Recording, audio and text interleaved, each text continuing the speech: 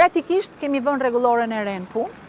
Unë e di që nuk është gjithmonë e lehtë për ta planifikuar në Bregdetin e Kavajës dhe të pjesë e Durrësit për shkak të numrit shumë të madh të hoteleve.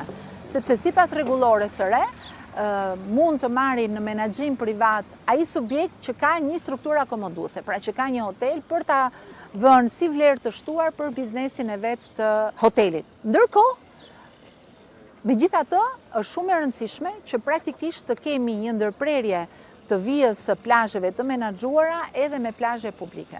Kështu që në këtë kontekst, Bashkia Kavaj, sipas llogarive duhet të ketë të dyfishuar numrin e hapësirave të plazheve publike. Është e pamundur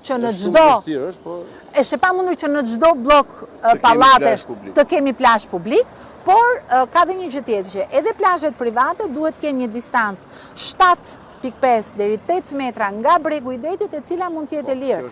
Një qytetar mund të shkojë dhe të vendosi çadrën e vet apo peshqirin e vet në buzën e detit. Kjo është e garantuar dhe këtë duhet është ruajtur dhe duhet ja u bëjmë të qartë subjekteve private që nuk kanë të drejtë të ndalojnë një qytetar apo një pushues të vendoset dhe të rritë kaloj ditën në buzën e detit, qoftë edhe në parcelin që është e parashikuar si private. Kjo është vërtet shumë e rëndësishme.